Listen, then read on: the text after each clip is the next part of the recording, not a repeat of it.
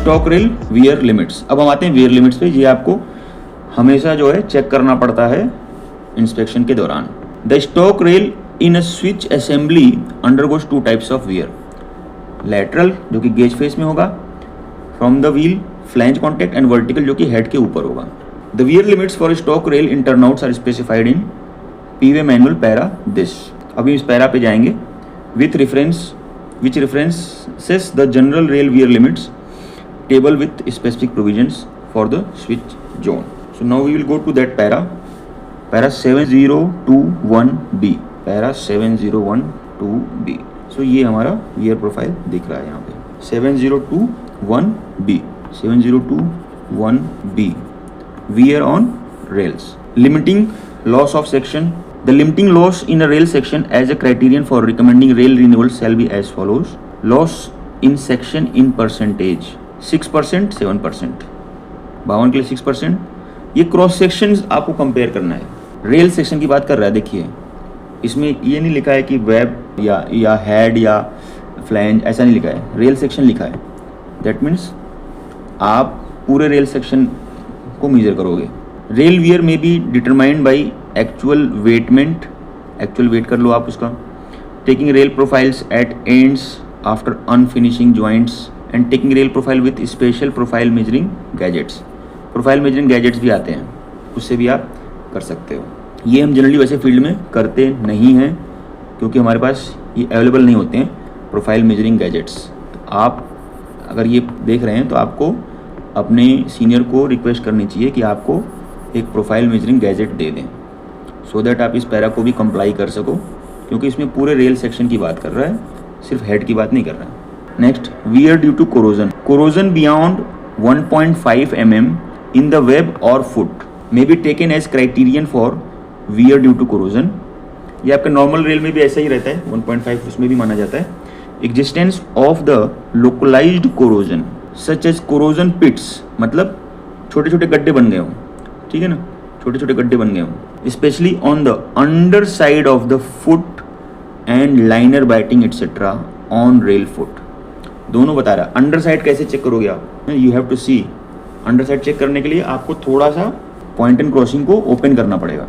Under side of the foot, foot के नीचे, और रेल फुट पे लाइनर बाइटिंग भी हो सकती है। They act stress raisers. Stress raisers का मतलब क्या हुआ, स्ट्रेस कॉन्सेंट्रेशन वहाँ पे बढ़ जाता है। जब भी कोई सरफेस अनइवन होता है या शार्प एजेस होते हैं तो वहाँ पे स्ट्रेस कॉन्सेंट्रेशन बढ़ जाता है। For the origin of fatigue cracks and would necessitate renewals. घूम फिर करके बात ये कही जा रही है कि अगर आपका वेब और फुट में कहीं भी कोरोजन है या उससे ज़्यादा है, ये डेप्थ की बात कर रहा है, ठीक है ना, डेप्थ ऑफ कोरोजन की बात हो रही है, साइज ऑफ कोरोजन की बात नहीं हो रही है, डेप्थ ऑफ कोरोजन की बात हो रही है, तो आप रिन्यूअल के लिए रिक्वेस्ट कर सकते हो। और as a matter of fact request कर देना चाहिए, और रिन्यूअल कर भी देना चाहिए, because if anything happens that may become an accountability issue. Next, ये कोरोजन की बात हो गया। तो पहले हमने बात करी रेल सेक्शन की, ठीक, पहले हमने बात करी रेल सेक्शन की। उसमें हमने देखा कि भाई 52 kg में 6% लॉस हो गया या 60 kg में 7% या उससे ज़्यादा लॉस हो गया, देन आपको इसको रिन्यूअल करना है। दूसरा हमने देखा कोरोजन में देखा कि अगर 1.5 mm की डेप्थ से ज़्यादा कोरोजन हो गया है तो हमें रिन्यूअल करना है। तीसरा क्या है, तीसरा है vertical wear. To be measured at the centre of the rail, centre of the rail measure करना है। This is important, at the centre of the rail, either by measuring the height of the worn out rail by calipers or plotting the profile. In the first case, wear is the difference between the height of the new rail and the height of the worn out rails. See, आपको दो तरीके हैं, या तो आपके पास caliper होना चाहिए या फिर आपके पास प्रोफाइल प्लॉट करने के लिए कोई इंस्ट्रूमेंट होना चाहिए। और सेंटर में जो वियर आएगा ये, that is our vertical wear. ये यहाँ पे लिखा vertical wear, denoted by V, at the centre line basically, ठीक है। अब इसमें ध्यान देने वाली बात है कि सेंटर लाइन पे मेजर करना है आपको। ऐसा भी मतलब आप ऐसा नहीं करना है आपको कि लेट्स से कि साइड में भी अगर वियर हो गया है, अगर साइड में भी वियर हो गया है तो आपको ये नहीं करना है कि आप इसका centre low, that will be wrong actually, ठीक है ना। जो ओरिजिनल सेंटर लाइन थी उसी की बात कर रहा है ये, ठीक है। सो इसमें लिमिट क्या है, रेल सेक्शन 60 kg के लिए वर्टिकल वियर की लिमिट 13 mm है और 52 kg के लिए 8 mm है, ठीक। This is for vertical wear. Now lateral wear जो आपके गेज फेस पे होता है। Limits of lateral wear for relaying यानी बदलने के लिए considerations are as under curves and straight. Curves मतलब जो आपका टर्नआउट है वो कर्व में बना हुआ है, और स्ट्रेट मतलब जो आपका टर्नआउट है वो स्ट्रेट में स्टार्ट हो रहा है। ए एंड बी मैक्सिमम हमारे रूट्स ए एंड बी होते हैं, तो ए एंड बी को हम देख लेते हैं। ए एंड बी में कर्व्स में लैटरल वियर की लिमिट 8 mm है और स्ट्रेट में 6 mm है। नाउ दिस इज स्ट्रेंज कि कर्व में ज़्यादा है वियर लिमिट। प्रोफाइल कैसी है, a typical profile of the worn rail showing the measurement of lateral wear is shown below. ये है आपका बेसिकली लैटरल वियर, ये दैट इज लैटरल वियर। तो स्टैंडर्ड या ओरिजिनल, ठीक है ना, ओरिजिनल या स्टैंडर्ड रेल प्रोफाइल की तुलना में कितना कम हो गया, और ऊपर की बात की जा रही है यहाँ पे, ठीक है ना। यहाँ पे तो कम नहीं हुआ है, बट हमको यहाँ नहीं मेजर करना है, हमको यहाँ मेजर करना है। Okay, so that is our lateral wear. Wear measured at a point 13 to 15 mm below rail table. Rail table of what? Original or weird? Lateral wear is to be measured mm below the rail top table. Worn rail profile should be recorded and superimposed over new rail profile to find out the lateral wear. आपको rail profile बनानी पड़ेगी, तो घूम फिर करके जो हम पीछे आते हैं ना, कि आपके पास एक प्रोफाइल मेजरिंग गैजेट होना चाहिए, स्पेशल प्रोफाइल मेजरिंग गैजेट आपके पास होना चाहिए, आपके हर एक गैंग में होना चाहिए। And below the rail top table लिखा है ना, इसमें ये स्पेसिफाई नहीं किया इसने कि न्यू प्रोफाइल या वॉर्न आउट प्रोफाइल। ये 13 से 15 mm बिलो कहाँ से लेना है आपको, तो चूंकि कुछ स्पेसिफाई नहीं किया है तो दैट वुड मीन कि ओरिजिनल से बात कर रहा है ये, ठीक है, ओरिजिनल रेल टेबल से बात कर रहा है। अब सी पे आ गए, हमारा ये पॉइंट बी खत्म हो गया, वियर ऑन रेल्स। सी में मेंटेनेबिलिटी ऑफ ट्रैक, ठीक। हम वापस आते हैं अपने टॉपिक पे। सो वियर लिमिट हमने देख लिया स्टॉक रेल्स का। Next, the critical consideration for stock rail wear in the switch zone is that excessive lateral wear off the stock rail gauge face directly impacts housing quality, ठीक है। अच्छा, जो लोग पिछले लेक्चर अटेंड किए थे उसमें आपने नोटिस किया होगा कि जब स्टॉक रेल का वियर हो जाता है तो टंग रेल की हाउसिंग को दोबारा सही करने के लिए हमें क्या करना पड़ता है, उस पर हमने ना डिस्कस किया था कि अगर 4 mm वियर हो गया है तो क्या करना चाहिए। तो you can go and watch there अगर आपने नहीं देखा है। Anyways, as the stock rail gauge face wears away, simple सी बात है। मतलब जो हमारा डिज़ाइन है वो इस प्रकार है ना कि ये मेरी अगर स्टॉक रेल है और टंग रेल को आप पुल करते हो या पुश करते हो, जो भी करते हो, आप फोर्स लगाते हो, but neither it is infinite force भी नहीं है, एंड नॉर इट इज़ उसकी रेंज है, ठीक है। रेंज मतलब जो मशीन है वो एक लिमिट तक लेफ्ट होगी, जो पुल रॉड है उसकी रेंज है, एक लिमिट तक लेफ्ट होगी या फिर एक लिमिट तक राइट होगी, ठीक है ना। उस रेंज के विदिन है वो।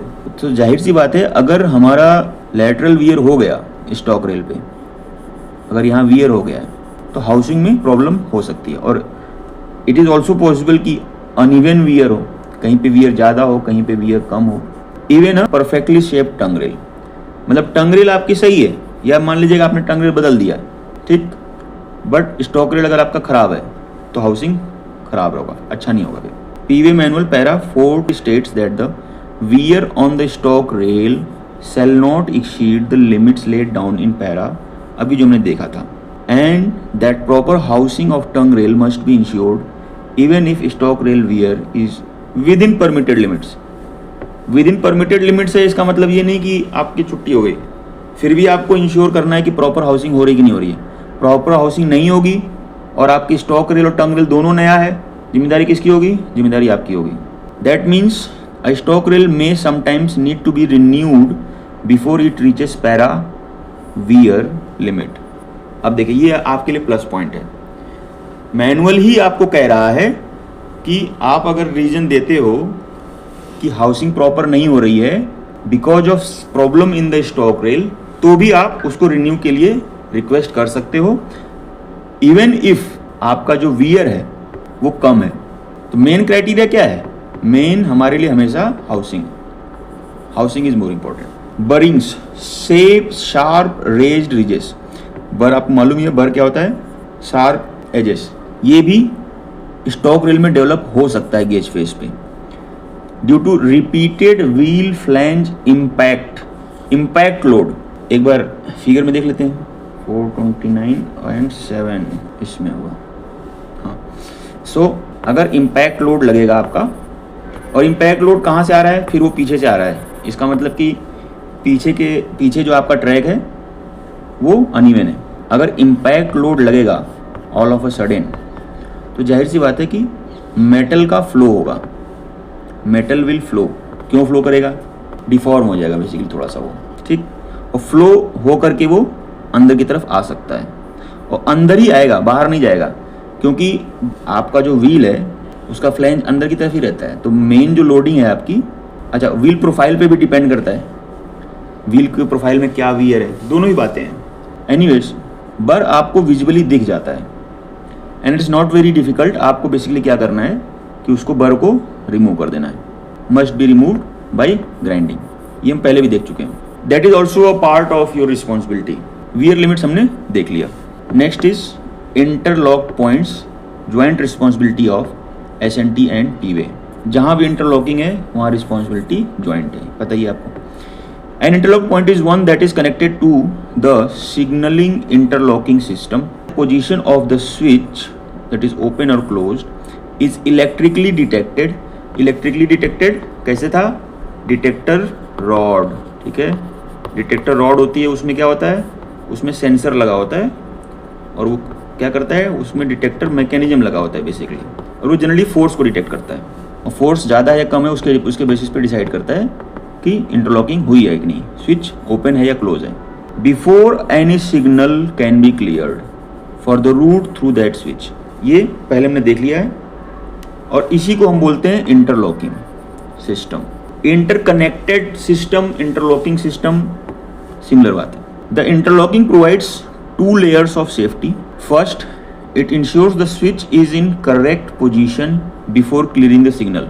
Second, it locks the switch in the detected position so that it cannot be moved while a train is approaching or occupying the section. दो चीजें हैं. पुल रॉड का ही सारा काम हो रहा है यहाँ पे. This is all being done by pull rod. Pull rod क्या कर रही है? स्विच को करेक्ट पोजीशन में ले आ रही है, एंड साथ में ही आपका जो डिटेक्टर रॉड है वो डिटेक्ट कर रहा है कि ओपनिंग या क्लोजिंग पूरी हुई है कि नहीं हुई है. एंड पुल रॉड फिर फिक्स हो जाता है, मतलब स्टैटिक रहता है, मतलब हिलेगा नहीं, ठीक है ना. इट विल नॉट वाइब्रेट नहीं होगा. पुल रॉड उसको फिक्स रखेगा. तो that is what it is written. It can not be moved. Train अगर अप्रोच कर रही है या कुछ पहिए आगे निकल गए, कुछ अभी निकलने वाले हैं, स्विच हमारा मूव नहीं होगा. वो किसकी जिम्मेदारी है? पुल रॉड की जिम्मेदारी है. The maintenance of interlock points is a joint responsibility. अब पीवे की क्या रिस्पॉन्सिबिलिटीज हैं? All structural and geometric aspects of the switch assembly, tongue rail condition, stock rail condition. देखिए, रेल आपका एसेट है तो रेल तो आपकी जिम्मेदारी है. स्विच असेंबली में ज्योमेट्री का मतलब क्या हुआ? स्विच असेंबली में क्या क्या चीज़ें हैं आपकी? स्विच असेंबली में आपका स्लीपर्स हैं, आपके रबर पैड्स हैं, पैंडोल क्लिप्स हैं, एंड स्लीपर स्पेसिंग है, स्लीपर स्क्वायरिंग है. तो ज्योमेट्रिक एस्पेक्ट का मतलब स्पेसिंग एंड स्क्वायरिंग से है बेसिकली, यानी जो ड्राइंग है ना आपकी उससे कंपेयर किया जा रहा है, वो ज्योमेट्री में आ गया. स्ट्रक्चरल का मतलब क्या हुआ? स्लीपर्स आपके क्या कंडीशन में, ठीक है, पैंडोल क्लिप्स क्या कंडीशन में, रबर पैड्स क्या कंडीशन में, ये आपका स्ट्रक्चरल एस्पेक्ट में आ गया. टंग रेल आपका एसेट है तो टंग रेल तो आपकी जिम्मेदारी है ही. स्टॉक रेल भी आपका एसेट है, पीवे का एसेट है. स्लाइड चेयर कंडीशन, देखिए जो स्लीपर्स हमारे, जिन स्लीपर्स पे पॉइंट एंड क्रॉसिंग की मशीन लगी हुई है, वो उसके जो स्लाइड चेयर्स हैं, उन स्लीपर्स पे जो स्लाइड चेयर्स हैं, उनकी क्लीनिंग एंड ग्रीसिंग एसएनटी की जिम्मेदारी है, लेकिन उसकी कंडीशन की जिम्मेदारी आपकी है। ओके, कंडीशन में क्या क्या बातें हैं? कंडीशन में ये है कि उसमें क्रैक तो नहीं है, या उसमें कोई अनइवननेस तो नहीं आ गई है। कंडीशन स्ट्रेचर बार कंडीशन, पूरी स्ट्रेचर बार आपकी जिम्मेदारी है। एंड एडजस्टमेंट, स्ट्रेचर बार आपकी जिम्मेदारी है। थ्रो ऑफ स्विच अगर खराब होता है तो ये प्राइमरी रिस्पॉन्सिबिलिटी पीवे की होगी, सेकेंडरी रिस्पॉन्सिबिलिटी एसएनटी की भी होगी, बट प्राइमरी पीवे की होगी। हाउसिंग ऑफ टंग रेल, दोनों बातें, तो throw of switch and housing of tongue rail. Switch gauge, switch gauge का मतलब कि जहां पे स्विच है, पूरी स्विच असेंबली में, इनफैक्ट पूरी स्विच असेंबली में gauge face to gauge face आपका गेज कितना आ रहा है, और जाहिर सी बात है गेज हमारी जिम्मेदारी होती है, ठीक है ना। तो गेज भी जो है वो पीवे की जिम्मेदारी है। बैलास्ट कंडीशन हमारी जिम्मेदारी है पीवे की, under all sleepers in the switch zone. Next, lubrication of slide chairs from chair 4 to the heel end and lubrication of full length of the tongue rail gauge face। tongue rail का full और slide chair 4 onwards, 4 के आगे। the physical condition of heel blocks, देखिए ये 2-3 जगहों पे थोड़ा clear नहीं रखा है, तो हमें ना ACS 12 में ही जाना है। ACS 12 जो है उसकी लैंग्वेज यही कहती है कि जिस पे SNT का एसेट लगा है सिर्फ वो स्लाइड चेयर की बात कर रहा है, तो ये थोड़ा सा इनकम्प्लीट है एक्चुअली, हमें ऐसे नहीं कहना चाहिए। Lubrication of slide chairs from chair 4 to heel end नहीं कहना चाहिए हमें। हमारे जो स्लाइड चेयर, ठीक है, स्लाइड चेयर आपके 3 और 4 पे ही तो होंगे ना, 1 और 2 पे तो होंगे नहीं। 1 और 2 पे तो स्लाइड चेयर होगा नहीं, अप्रोच स्लीपर पे भी स्लाइड चेयर नहीं होगा। सो या चेयर 4 भी आपकी ही जिम्मेदारी है, वो सिर्फ चेयर 3 के लिए रिस्पॉन्सिबल है। The physical condition of heel blocks, distance blocks. Physical condition मतलब उसमें कोई क्रैक तो नहीं आ गया, ऑल एसोसिएटेड बोल्ट्स, कोई बोल्ट ढीला तो नहीं है, लूज तो नहीं है, या गायब तो नहीं हो गया। गायब होना बहुत डेंजरस है, it's very dangerous. Integrity of the MS mild steel flat tie bar, tie bar आप क्यों लगाते हो?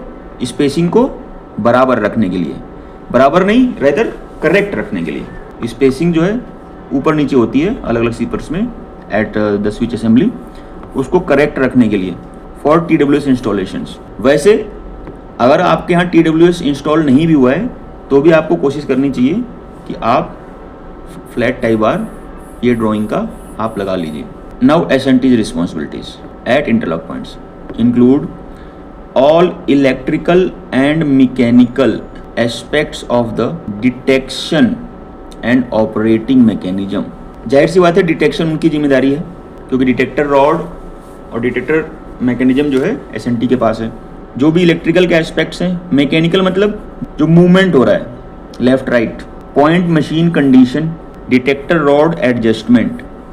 याद करिएगा जब हम लोग डिस्कस कर रहे थे कि अगर जो थ्रो ऑफ स्विच है दोनों तरफ अलग अलग है और उसको हमें सही करना है, तो हमें डिटेक्टर रॉड में भी एडजस्टमेंट करना पड़ता था और स्ट्रेचर बार में भी एडजस्टमेंट करना पड़ता था। तो ऑब्वियसली जो उसमें स्ट्रेचर बार का एडजस्टमेंट है वो पीवे देखता है और डिटेक्टर बार का जो एडजस्टमेंट है वो SNT देखता है, लेकिन टास्क को अचीव करने के लिए दोनों की जरूरत पड़ेगी। Detector rail condition, pull rod condition and the setting of the interlocking.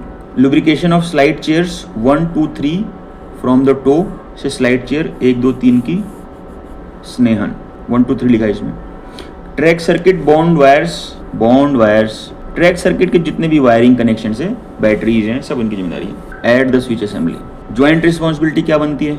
No adjustment to the throw of the switch may be made by P way without informing SNT and obtaining concurrence because any change in throw directly affects the detection setting। ये पिछले हमने lecture में देखा था कि अभी जो मैंने बताया कि थ्रो ऑफ स्विच को अगर आपको चेंज करना है या एडजस्ट करना है तो उसके लिए आपको डिटेक्टर रॉड और स्ट्रेचर बार दोनों में एडजस्टमेंट करना पड़ता है।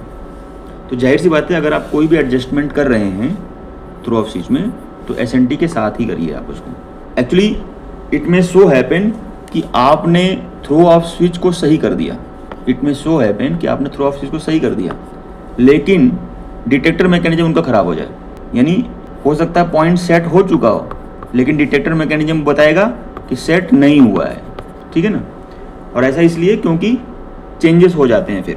Similarly SNT must inform P way before adjusting the detection setting और changing the point machine. Operating stroke का मतलब होता है कितनी दूर तक पुल रॉड पुश करेगा या पुल करेगा, ठीक है ना। दैट इज ऑपरेटिंग स्ट्रोक बोलते हैं इसको। As this can affect the throw observe by the P way. A joint inspection of interlock turnouts must be carried about. Joint inspection की बात कर रहे हैं, at least once per month with both officers signing the joint inspection register, P way manual para 429 का 7। ये देख लेते हैं कि पैरा नंबर 429 के 7 में क्या लिखा हुआ है। Let us go to para 497, 405, 424, 4 का ये 4 का 7। Alteration of points. The position of points and crossings should not be changed without the written authority of the divisional engineer, आपके सीनियर डीएन को अथॉरिटी के बिना। The sanction of the commissioner of railway safety is necessary in the case of operation, insertion, removal of points and crossing in existing running lines. However shifting of points which does not affect nature of signalling will not require CRS section. अगर आप shift कर रहे हो यानी आगे पीछे कर रहे हो, ठीक है ना, कर्वेचर अगर आपका ख़राब है और उसको सही करने के लिए उसके लिए अप्रूवल की ज़रूरत नहीं है। However what we were discussing para 429 का 7, ठीक है। ये ज्वाइंट इंस्पेक्शन रजिस्टर आपके स्टेशन मास्टर के पास रहता है। नॉन इंटरलॉक पॉइंट्स हैं तो इसमें तो पूरा का पूरा पीवे की जिम्मेदारी में आ जाएगा। A non-interlock point is one that is not connected to any electrical interlocking or signaling system. उसमें कोई इलेक्ट्रिकल सिस्टम नहीं कनेक्ट है।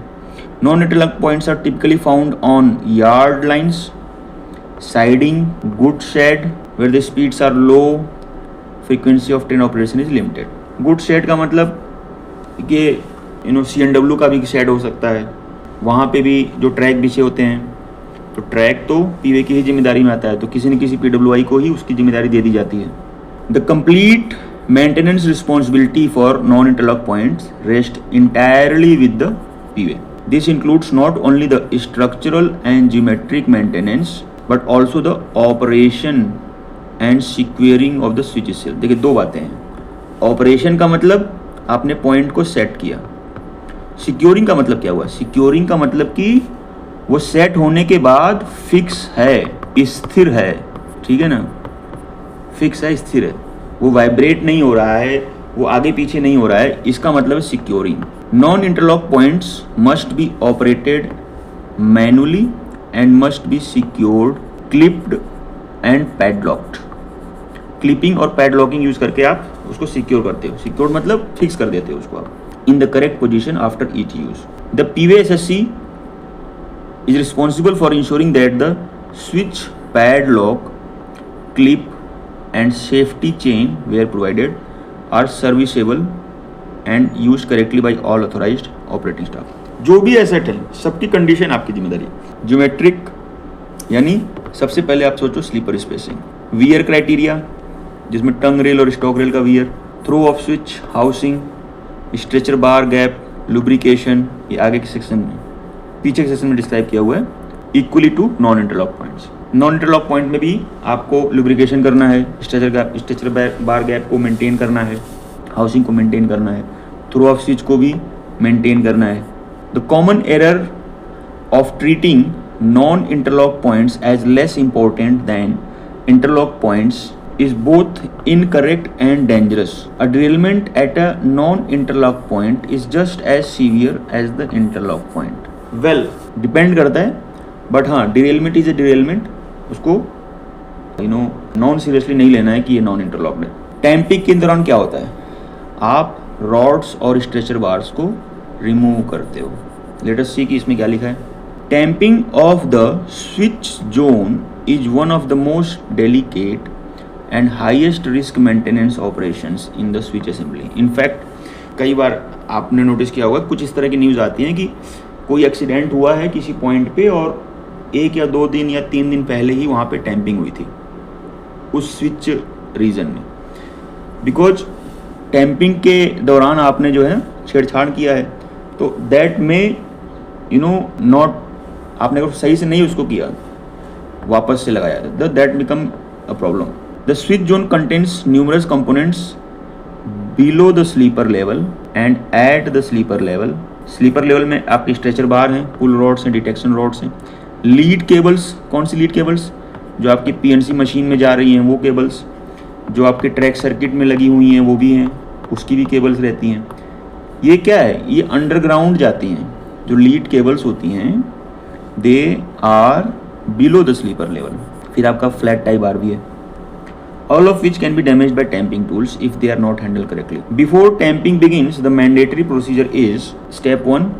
The JE must inform the SNT of the planned tamping operation. आप inform करोगे, planning है, its date, time and specific sleeper number to be tamped. Step 2. SNT JE must be present or authorized by authorized SNT fitter. यानी SNT या कोई भी staff must be present during tamping eight the switch assembly. यानी जब tamping हो रही है उस समय आपको एसएनटी का स्टाफ चाहिए। ये स्विच जोन की हम लोग बात कर रहे हैं, ठीक है, स्विच जोन की बात हो रही है। Next, before the tamping machine enters the switch zone, all stretcher bars, connection rods यानी pull rods and detection rods. Pull rods and detection rod को एक कैटेगरी में बना दिया है, connection rod. In a way connection rod दो होती हैं, pull rod and detection rod. And MS flat tie bars must be disconnected and lifted clear of the tamping tool path. आप उनको डिस्कनेक्ट करके साइड में रख दोगे। Bond wires in the switch zone must be identified and raised about tamping tool depth और temporarily disconnected and labelled before tamping machine enters. Generally हम क्या करते हैं कि जो टैंपिंग टूल आने वाला है, जहाँ पे टैंपिंग टूल हिट करेगा वहाँ से हम उसको डिस्प्लेस कर देते हैं बॉन्ड वायर्स को, ताकि बॉन्ड वायर हमारे हिट ना हो। The tamping machine operator must be shown the exact location of each slide chair so that the tamping tools are positioned correctly in the cribs between sleepers and not over slide chairs or lead cable connections. ये तो खैर that is to say machine operator को एक काम जरूर करना चाहिए कि एक बार वो मशीन से उतर करके पैदल जा करके देख ले स्विच असेंबली में क्या क्या चीज़ें हैं, अदरवाइज तो ड्यूरिंग टैंपिंग उसको दिखता ही है अपनी मशीन के अंदर से। At IRJ insulated rail joint और glued insulated joint locations in the switch zone, tamping tool must not be used. Manual tamping with beaters under close supervision mandatory, maintaining 50 mm ballast clearance at the joint face. यानी जहाँ पे glued joint है वहाँ पे आपको tamping tool नहीं use करना है। स्विच जोन के अंदर आपको क्या करना होगा? मैनुअल टैंपिंग करना होगा। करीब 1 मीटर का लेंथ जो है आपका ग्लूड जॉइंट का। After tamping is complete, all stretcher bars, pull rods, detection rods, MS flat tie bars must be refitted. अब यहाँ पे जो है सबसे अधिक ध्यान देने वाली बात है, निकालना तो आसान है, अब रीफिट करना है आपको टू देयर करेक्ट पोजीशन। अच्छा, रीफिट करने जा रहे हो, अब स्टाफ ऑलरेडी थका हुआ है, आप भी थके हुए हो, बट उसी वक्त सबसे ज़्यादा आपको ध्यान देने की जरूरत होती है। All associated bolts tighten to specified torque. इसमें एक सजेशन है कि अगर आप टाइम नहीं दे पाए प्रॉपरली तो आप कॉशन रिकमेंड कर सकते हो और फिर अगले दिन जा करके फिर से उसको सही करो। All bond wires must be reconnected to their correct rail, not to the opposite rail. देखिए, बॉन्ड वायर का मतलब बेसिकली जो ट्रैक सर्किट के लिए हम लोग यूज़ करते हैं वो करेक्टली कनेक्ट होना चाहिए, और ट्रैक सर्किट ही आपकी सही नहीं बनेगी। ये सारा काम आपको ट्रैफिक ब्लॉक क्लोज करने से पहले ही करना है। स्लाइड चेयर को भी फिर से क्लीन करना है, फिर से लुब्रिकेट करना है। थ्रो ऑफ स्विच हाउसिंग को चेक करना है। स्ट्रेचर बार गैप ये आप मेजर तो करोगे, और इट वुड हेल्प कि आपने अगर पहले भी मेजर किया और फिर बाद में भी मेजर किया, यानी खोलने से पहले और खोलने के बाद वो सेम होना चाहिए। हाउएवर मेन चीज़ जो देखने वाली है वो आपको थ्रो ऑफ स्विच और हाउसिंग को चेक करना है। SNT must test the operation of the point machine and interlocking detection from the control panel before the section is open. इसका क्या मतलब हुआ? इसका मतलब ये है कि SNT यहाँ पे डिटेक्शन मैकेनिज्म की बात की जा रही है, इंटरलॉकिंग डिटेक्शन मैकेनिज्म। तो जो डिटेक्शन मैकेनिज्म है हमारा, जो कि पॉइंट PNC मशीन में होता है, उसको चेक करना है। मतलब एक बार वो मेन लाइन में सेट करेगा और वो चेक करेंगे कि मेन लाइन में सेट होने के बाद मेन लाइन का सिग्नल ग्रीन हो रहा है कि नहीं हो रहा है, और दूसरी बार उसको लूप लाइन में सेट करेगा और फिर चेक करेगा कि लूप लाइन के लिए ग्रीन हो रहा है कि नहीं हो रहा है। ये दोनों चीज़ें वो चेक करेगा, क्योंकि अगर डिटेक्शन में कुछ प्रॉब्लम है तो वो अलाउ नहीं करेगा। A joint certificate signed by both conforming that the switch is in correct geometric and operational condition must be entered in the maintenance register. ये आपका रजिस्टर में ही एंट्री होगी। ये काम भी आपको ब्लॉक से पहले ही करना है। पैरा नंबर 429 को दोबारा रिफर कर रहा है ये, pre tamping, ड्यूरी tamping, post tamping checklist for switch zone tamping. Actually हमने ऑलरेडी देख लिया उसको, इसी से रिफर करके ये बनाया है, बट फिर भी एक बार देख लेते हैं क्या लिखा है पैरा 429 में। 429 maintenance of switches, maintenance of crossings, lead portion, curve, interlocking of points. Maintenance of switches यहीं से जो है आया है ये। Let us read this. Maintenance general को हम छोड़ देते हैं, मेंटेनेंस ऑफ स्विचेस को हम एक एक करके पूरा पढ़ लेते हैं। I think that is important. ये है हमारे PV मैनुअल में पैरा नंबर 429 का 2, maintenance of switches. The tongue rail and stock rail shall be fabricated in workshop as per standard RDSO drawings. Field officials should check the curvature of stock rail and tongue rail before laying. ये आप check कैसे करोगे? This is also important. कैसे check करोगे आप curvature? Very simple, आप use करोगे versine tool. Versine tool आप यूज़ करोगे और जो थ्रेड में ऑफसेट आ रहा है, ऑफसेट से आपको पता चलेगा कि कर्वेचर कैसा है। जैसे एक छोटा सा डायग्राम बना के हम समझ लें, अगर कर्वेचर ऐसा है और आपने थ्रेड में ऑफसेट लगाया हुआ है, यहाँ पे 20 mm, यहाँ पे 20 mm, और आपकी थ्रेड स्ट्रेट है। So with respect to distance X axis पे, ठीक है ना, अलग अलग डिस्टेंस पे कितना ऑफसेट आ रहा है आपका, इससे आपको कैलकुलेशन करने के लिए बेसिक डाटा मिल जाएगा। और फिर आपको ये वेरीफाई करना है किससे? RDSO की ड्राइंग से, बिफोर लेइंग। यानी कभी भी, अब देखिए मोस्टली तो ले ही रहता है, जनरली हम क्या करते हैं, रिन्यू करते हैं। तो रिन्यू करने के टाइम पे भी हमको ये ध्यान देना है। For information of field officials, the location of 13 mm head of tongue rail, junction of head, location of level point of stalk rail and tongue rail, and its head thickness from ATS is given in Annexure 4.5. Annexure 4/5 को भी अभी हम देखेंगे next, या पहले Annexure 4/5 को देख ही लेते हैं। Let us go to Annexure 4/5। उसमें हमें क्या मिलेगा? कई सारी लोकेशन मिलेंगी। Location Annexure 4/2, 4/3, 4/3A, 4/4, 4/4, 4/5। ये करेक्शन स्लिप 6 में आया है और एक ही पेज का है ये। बेसिकली हम देख लेते हैं कि इसमें क्या क्या चीज़ें हैं। सारा तो याद नहीं कर पाएंगे, बट एटलीस्ट हमको ये पता है कि Annexure 4/5 ऑफ पैरा नंबर 429 यानी चैप्टर 4 का 5 में हमको दिया हुआ है particulars of tongue rail showing location and head thickness at level point of stock rail and tongue rail. कौन कौन सी लोकेशन बता रखा है इसमें? देखिए, एक तो डिस्क्रिप्शन ऑफ स्विचेस है, कौन किस प्रकार के स्विच हैं, 52 kg, 60 kg, 60 kg, 52 kg, उसके बाद 52 kg 1 and 8.5 diamond, 60 kg 1 and 8.5 diamond. Okay, drawing numbers of tongue rails, location of, अच्छा क्या क्या पैरामीटर्स दे रखे हैं, location of 13 mm head from ATS। Actually ये लोकेशन आपको पेंट से मार्क करनी है, that is what it is saying in the previous para. किसी एक को पकड़ लेते हैं, लेटेस्ट से हम तीसरे को पकड़ते हैं। RT 10125 mm CS on PSC, broad gauge 60 kg, RT 4। Location of 13 mm head from ATS। 13 mm head का मतलब क्या था? 13 mm हेड का मतलब कि टंग रेल की जो थिकनेस है एट टॉप वो 13 mm हो गई है, एंड दैट इज यहाँ पे लिखा है 1682 mm दूरी, यानी 1.682 मीटर की दूरी पे। Next, location of junction of head from ATS, ये 5.836 मीटर पे है। Location of level point of stock and tongue rail.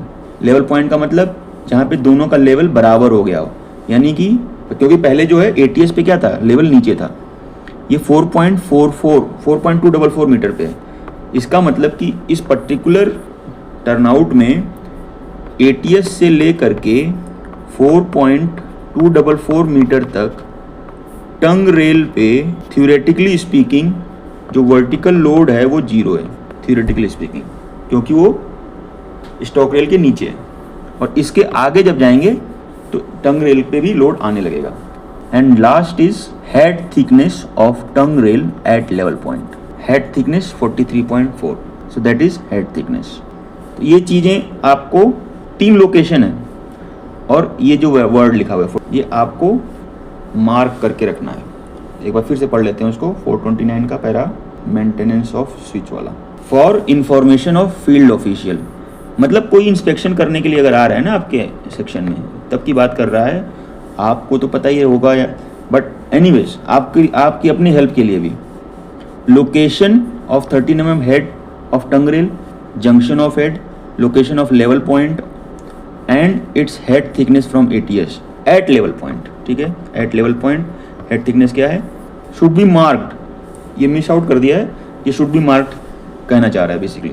C the condition of stock and tongue rail should be carefully examined and badly worn and damaged stock tongue rail should be replaced. ये हमने para 717 में देख लिया था कि wear criterias क्या हैं। It is chipped और cracked over small lengths aggregating to 200 mm within a distance of 1000 mm in case of 1 in 8 and 5, in case of 1 in 12 and 16 switches, और aggregating to, और ये longitudinal क्रैक की बात कर रहा है, ये पीछे भी हमने पढ़ा था। तो that becomes a criteria for renewal. Chipped length will be the portion where the tongue rail has worn out for a depth of more than 10 mm over a continuous length of 10 mm. ये बहुत थोड़ा सा deep में चला गया। ये क्या कह रहा है, chipped length will be the portion where tongue rail has worn out for a depth of more than 10 mm. अब तो पहले तो आपको ये पता होना चाहिए कि यार ये डेप्थ कैसे मेजर करेंगे हम। डेप्थ मेजर करने के लिए आपको हर एक पर्टिकुलर लोकेशन पे आपको पता होना चाहिए कि theoretical depth of tongue rail क्या है। टंग रेल टॉप, टंग रेल का जो टॉप है वो लेवल पॉइंट पे जा करके स्टॉक रेल के टॉप के बराबर पहुंचेगा, बट उससे पहले नीचे रहता है।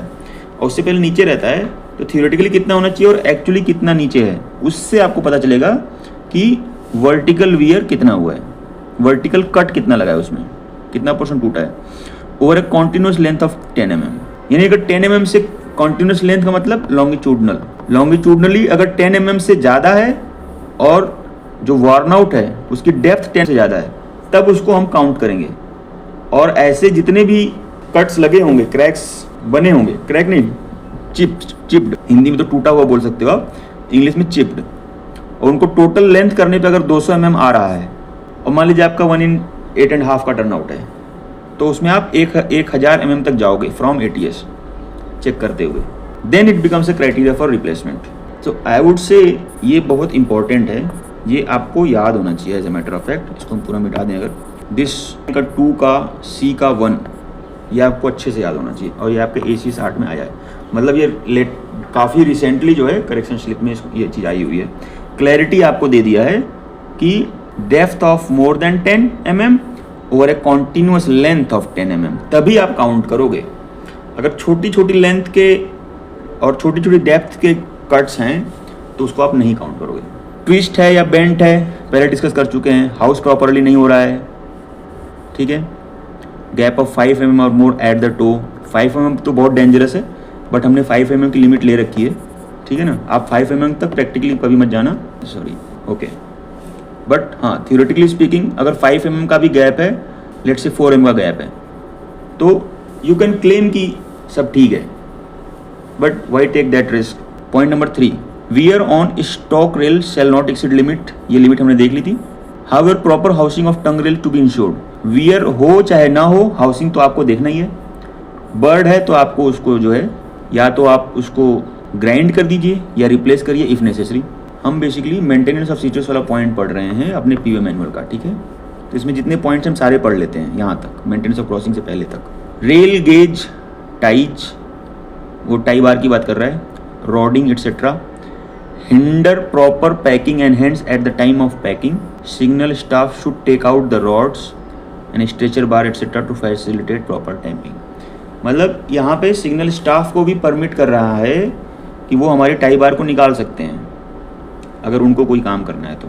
To check the housing of the tongue rail and also the throw of the switch, all non interlock points should be operated by hand lever and other points from the signal frame when traffic permits doing so. See, this is okay, nothing new here. If the tongue rail is found to be not housing properly against the stock rail, the defect must be rectified by the E-way staff. In case of non-interlock में तो सब कुछ आप ही को करना है और interlock है तो ज्वाइंटली करना है। Tongue rail should preferably bear evenly on all slide chairs. ये आप मीजर नहीं कर पाओगे वैसे। बियर इवनली का मतलब कि प्रेशर की बात कर रहा है, डाउनवर्ड प्रेशर किसके ऊपर, स्लाइड चेयर के ऊपर। तो ये आप थियोरेटिकली तो मीजर कर नहीं पाओगे क्योंकि कोई इंस्ट्रूमेंट तो लगा नहीं रखा आपने। हाँ, आप ये ऑब्जर्व कर सकते हो कि कोई गैप तो नहीं है, कहीं ऐसा तो नहीं कि टंग रेल थोड़ी सी उठी हुई हो, दैट विल बी रॉन्ग, उठी हुई नहीं होनी चाहिए।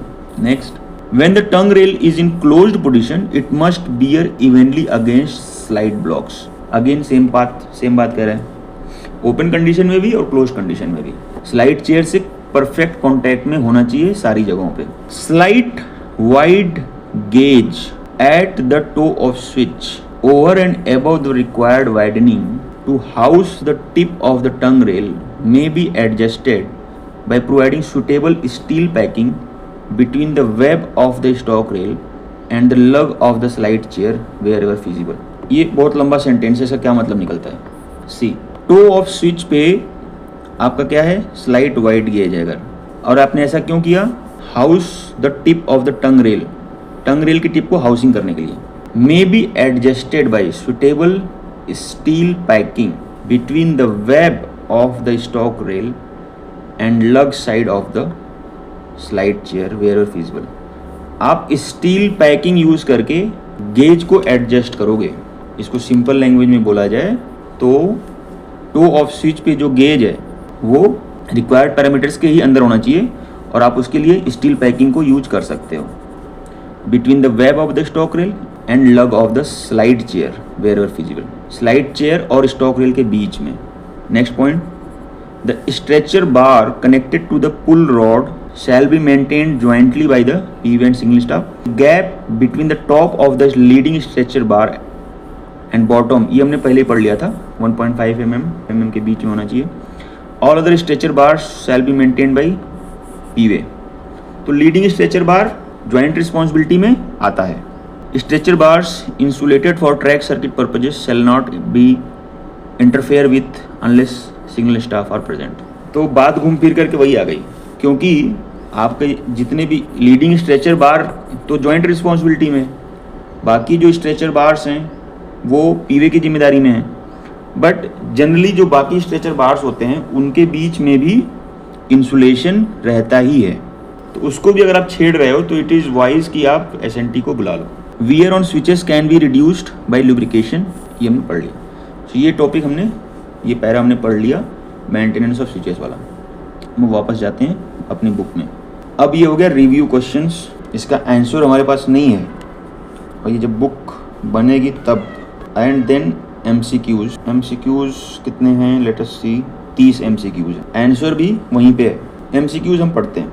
कन्वेंशनल के लिए correct throw 115, correct throw broad gauge thick web switch के लिए 160, clearance at JOH thick web switch के लिए 60 mm, stretcher bar gap between the leading stretcher bar upper surface and tongue rail foot के नीचे कितना gap होना चाहिए, ये हमने देखा हुआ है 1.5 mm से 5 mm। Next, special rail section used for tongue rail and stock rail in 60 kg BG, ये हमारा ये रेल का नाम है। ये स्पेशल रेल सेक्शन यूज किया जाता है जिसको मशीन करके थिक वेब स्विच बनाया जाता है।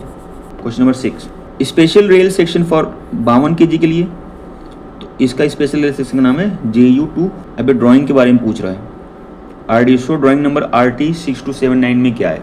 सो इसमें है 60 kg broad gauge straight TWS in 8.5 with JU 1-60 rails. Next question. For a 1 in 8.5 BG turnout, a tongue rail must be condemned, that is removed from service, if chipping greater than 100 नहीं, chipping हमारा था greater than 200 mm within 1000 mm from ATS. 1 in 12 के लिए क्या था? Condemned, ये था chipping greater than 200 within 2000 mm from ATS. Immediate removal tongue rail regardless of turnout angle if a gap of 5 mm or more at toe ATS पे in closed position. क्या करना है? Immediate removal. मैं flat tie bar की drawing number T9, ये किन slippers के बीच में आती है? 2 approach sleepers number 2AS 1AS 1 2 3 4, total 6 sleeper को हम कनेक्ट करते हैं किससे? टाई बार से.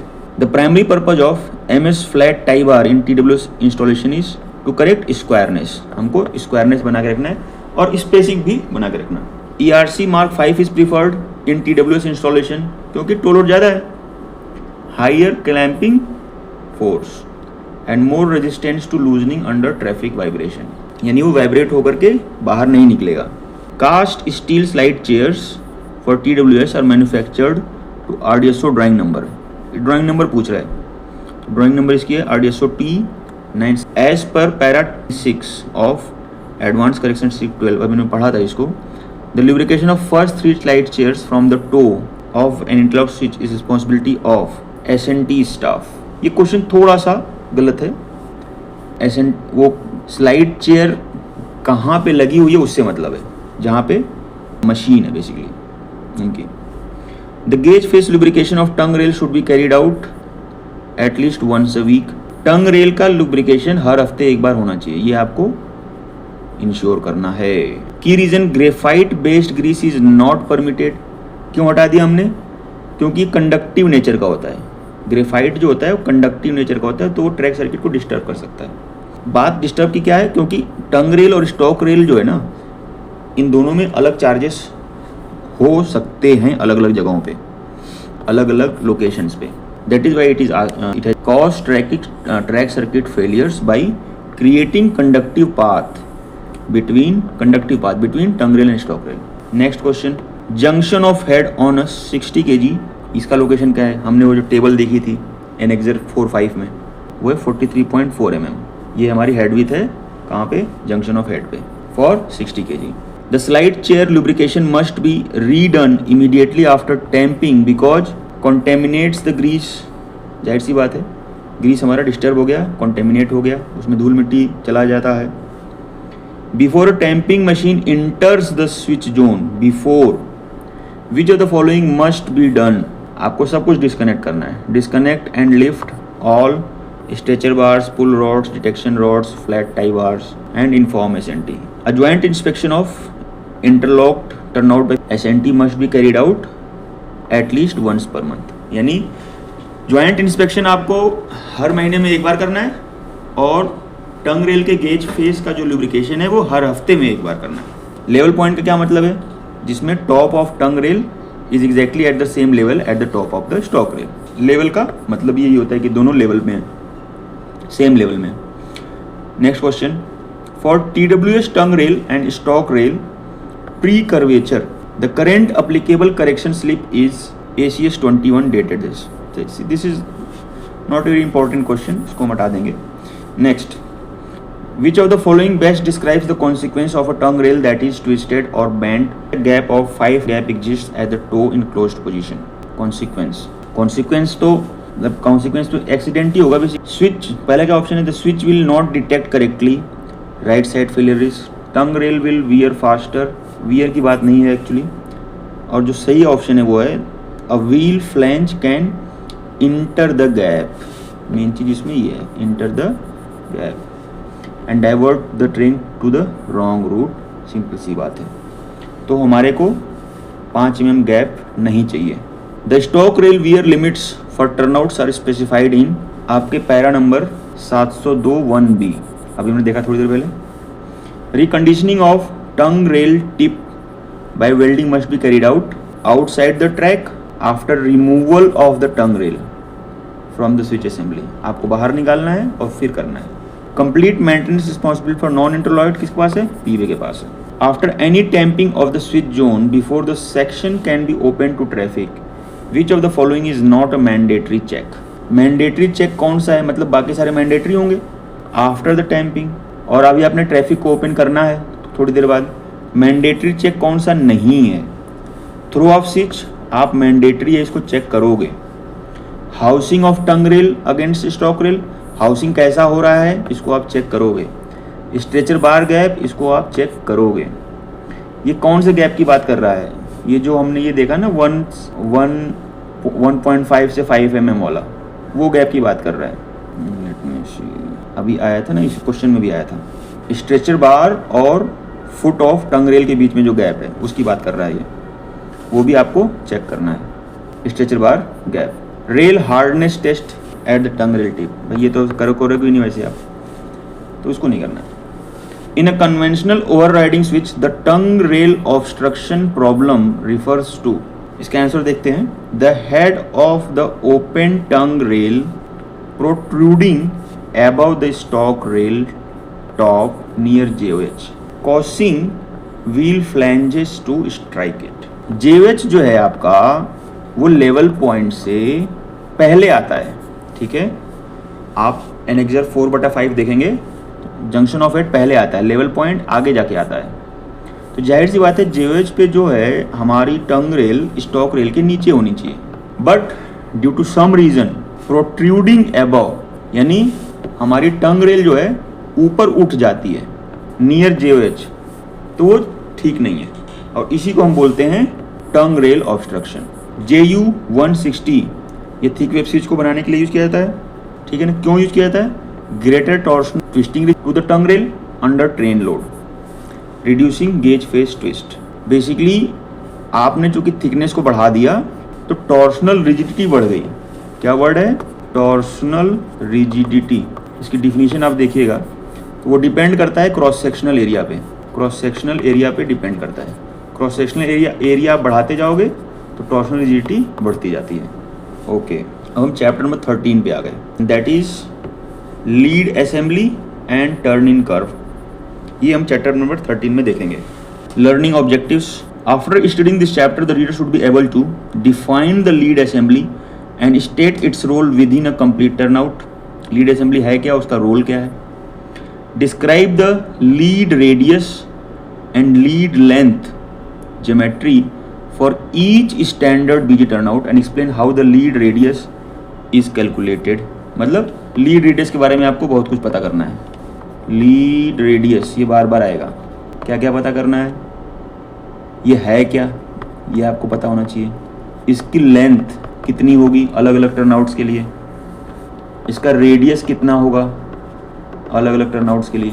Next, explain why a single unjointed rail should be used for each lead rail and why long rails are preferred. Unjointed rail आपको use करना है, ठीक है। कुछ कॉम्प्लेक्सिटी है, आप लीड असेंबली में कर्व दे रहे हो, लीड कर्व दे रहे हो, आप चाहते हो कि अनजॉइंटेड रेल यूज करी जाए, यानी कि उसमें कोई भी जॉइंट नहीं होना चाहिए, यानी कि उसमें कोई वेल्ड नहीं होना चाहिए, कोई उसमें फिश प्लेट नहीं होनी चाहिए, कोई उसमें इंसुलेटेड वुड जॉइंट भी नहीं होना चाहिए।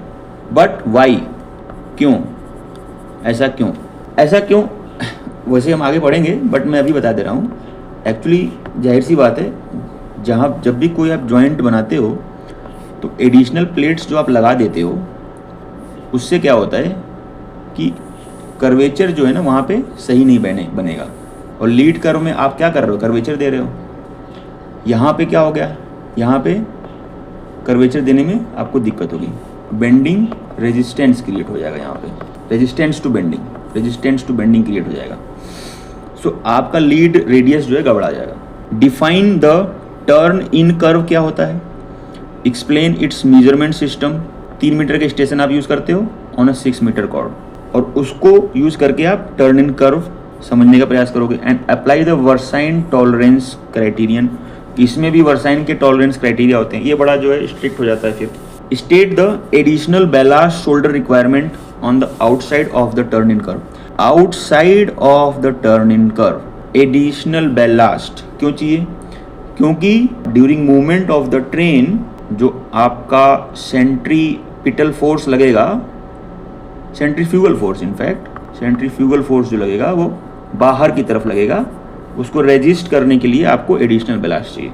And explain the engineering reason behind it, क्योंकि एडिशनल आपका लेटरल फोर्स लग रहा है इसलिए आपको एडिशनल बैलास्ट चाहिए। Next point, describe the procedure for correcting bad turnout geometry using AutoCAD and machine. Procedure क्या यूज करोगे आप अगर आपका ज्योमेट्री खराब है? ज्योमेट्री का मतलब क्या हुआ? ज्योमेट्री का मतलब कि जो आपकी ड्राइंग है उसकी तुलना में, ज्योमेट्री को आप ऐसे समझें, ऑटोकैड में ही ये प्रॉब्लम सॉल्व हो पाती है, अदरवाइज ये मैनुअली सॉल्व नहीं कर सकते आप।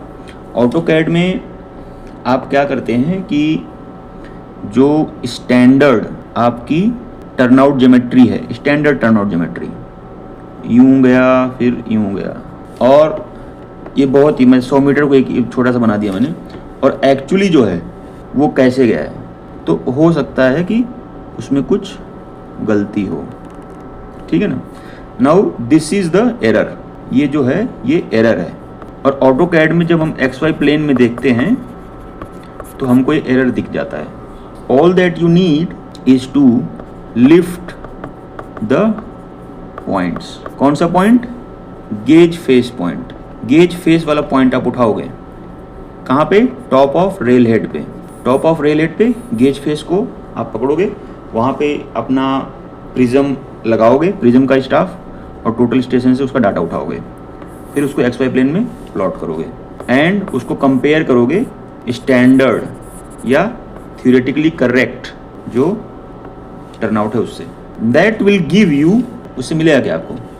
उससे आपको हर एक पर्टिकुलर स्लीपर पे कितना स्लीविंग रिक्वायर्ड है, लेफ्ट और राइट, वो पता चल जाएगा, और वो फिर आप T28 मशीन से एग्जीक्यूट करोगे रिक्वायर्ड स्लीविंग को। State the requirement of para 413 of PV manual regarding crossovers being in the same inclined plane and apply this principle to given field scenario.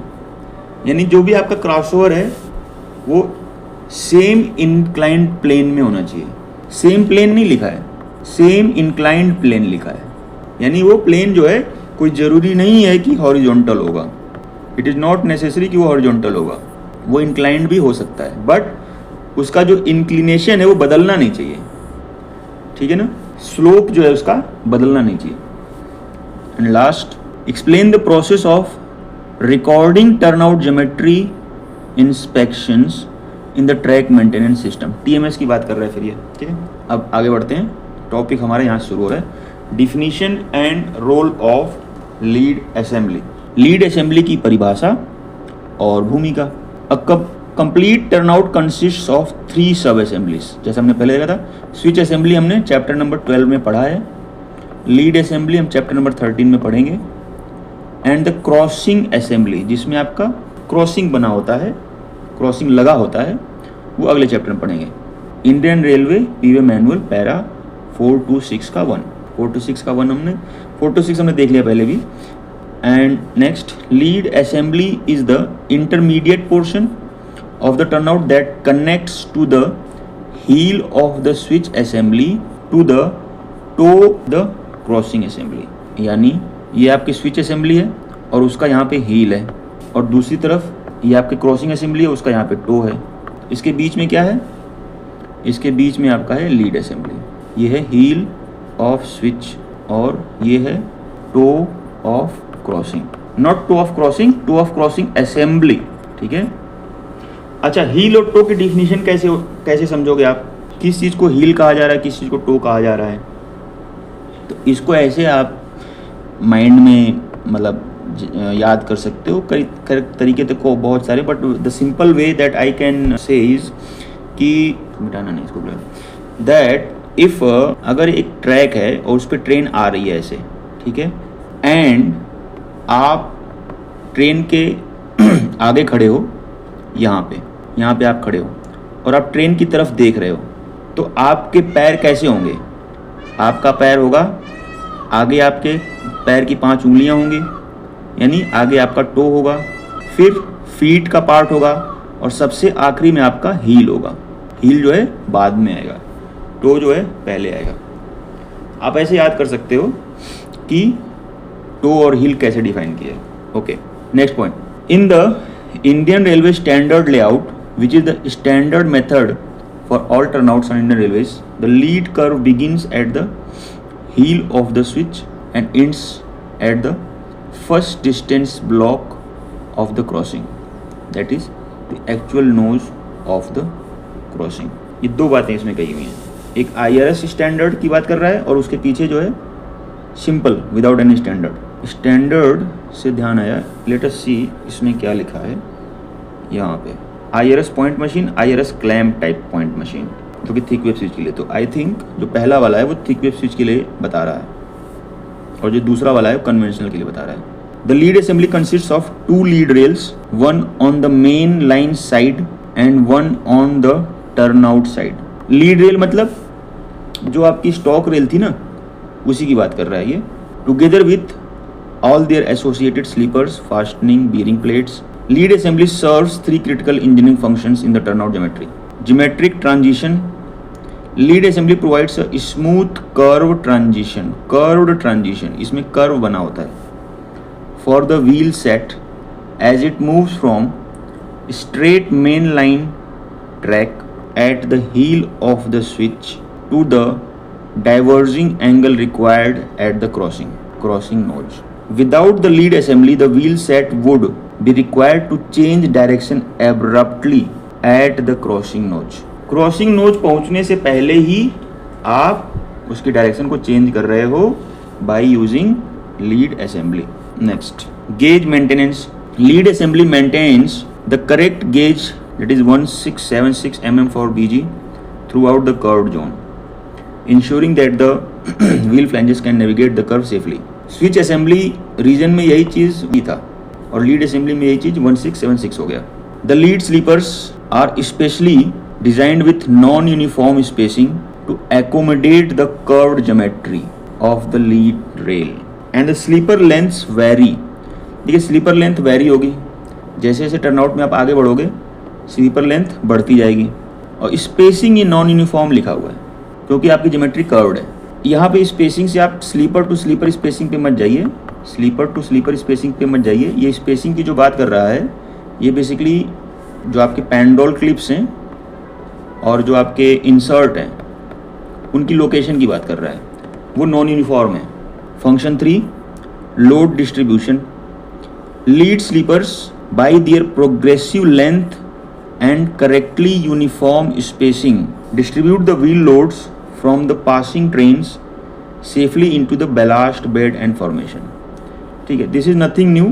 Load basically आपका ballast को pass on हो रहा है और चूंकि curve भी है तो कुछ न कुछ सेंट्रीफ्यूगल फोर्स भी लग रहा है। ये आपका plan view of a standard 1/12 BG turnout showing 3 switches sub assemblies, switch assembly, lead assembly, crossing assembly with the turn in curve shown beyond crossing. Let us placeholder. Source PV manual para 426. Let us see para 426 में क्या है। ये है ठीक, para 426 का 1 turnout. It is a geometrical installation of track to allow movement of train from one track to another track. ठीक है, 3 assembly हमने देख ही लिया। अब इसमें डिस्क्राइब कर रखा है, इसमें क्या डिस्क्राइब कर रखा है, ये स्विच असेंबली है, ये लीड असेंबली है और ये क्रॉसिंग असेंबली है। टर्न आउट कर्व और टर्न इन कर्व क्या है ये बताया। फिर the curve connecting the turnout curve after heel of crossing and the adjoining track is called turn in curve after the heel of crossing. ठीक है, crossing assembly नहीं लिखा है इसने, after the heel of crossing लिखा है।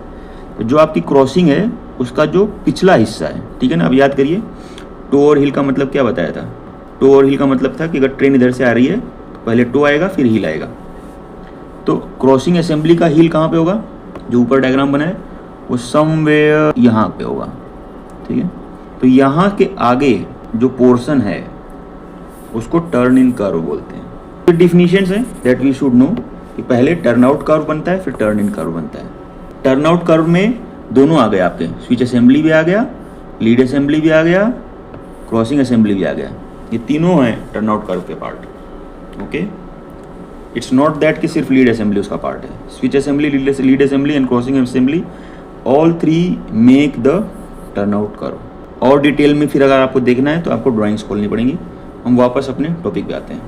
Lead radius and geometry for standard turnouts. Concept of lead radius. The lead radius RL is the radius of the circular curve of the outer lead rail of turnout। इसमें ये भी define किया हुआ है, outer lead rail measured from the heel of the switch, यानी switch का आखिरी portion to the toe of the crossing। और ये क्या है, सर्कुलर कर्व है। तो आप एक तरीके से सोचो कि जो स्विच असेंबली का पोर्शन है ये बेसिकली अगर एक कर्वेचर की बात की जाए तो ट्रांजिशन की तरह काम कर रहा है। हमारे सर्कुलर कर्व में क्या होता है, पहले ट्रांजिशन होता है, फिर सर्कुलर कर्व होता है, फिर दोबारा ट्रांजिशन होता है। लीड असेंबली में क्या है, लीड असेंबली में सर्कुलर, यानी यहाँ पे आप रेडियस की बात कर सकते हैं। क्रॉसिंग असेंबली में जाओगे आप, फिर यहाँ पे ट्रांजिशन है। So that is how point and crossings are designed. A larger lead radius means a gentler curve in the lead portion. Larger lead radius किस में होगा, 1/20 में सबसे ज़्यादा लार्ज होगा रेडियस, ठीक है ना। मतलब कर्वेचर अगर कम है तो जाहिर सी बात है रेडियस बहुत ज़्यादा होगा, कर्वेचर अगर ज़्यादा है तो जाहिर सी बात है रेडियस कम होगा। तो जेंटलर किस में होगा, इसमें होगा। Which results in lower lateral forces. Lower lateral यानी ट्रैक के 90 डिग्री, यानी centrifugal force on the wheel set and track दोनों पे ही as vehicle negotiates the turnout.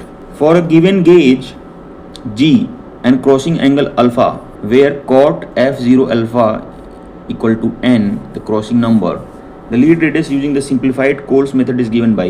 Coles method की बात कर रहा है ये, and ये फार्मूला जो है प्रॉपर फॉर्मेट में, let me show it in proper format। RL equal to, wait, give me 1 minute। Simplified Coles method approximation। Lead radius, permissible speed 1/20 में लीड है, permissible 60 है। 1/12 BG थिक वेब स्विच में lead radius 300 के पास है, speed permissible 30 है। इसको अभी हम छोड़ देते हैं, let us skip this because इसमें 8.5, 12, 16, 20 का भी यूज है।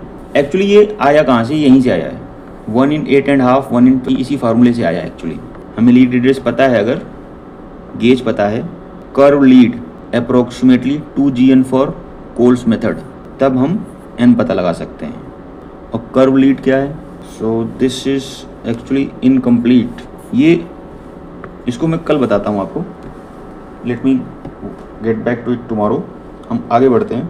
The lead radius directly determines the maximum permissible speed that is understood on the divergent route. A higher lead radius reduces the lateral acceleration enabling a higher speed limit। The lead curve carries no cant, यानी इसमें super elevation नहीं दिया है आपने, unlike normal curve track।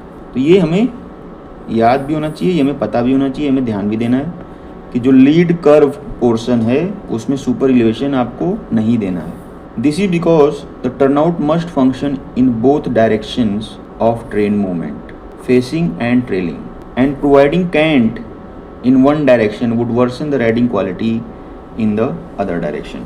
This is basically, हम रखते तो वैसे हॉरिजॉन्टल ही हैं। नो कैंट का मतलब क्या हुआ, बेसिकली हॉरिजॉन्टल। जो हमारे स्लीपर्स हैं दे आर हॉरिजॉन्टल। ये both direction of train movement तो ठीक है, बट ये फेसिंग एंड ट्रेलिंग थोड़ा सा कंफ्यूज कर रहा है। ये एक्चुअली मेन लाइन और लूप लाइन की बात कर रहा है, मेन और लूप की बात कर रहा है। मेन चूँकि हमारा स्ट्रेट है तो उसमें तो हमें कोई कैंट देना नहीं है, और उसी स्लीपर पे हमारा लीड कर्व भी बना हुआ है।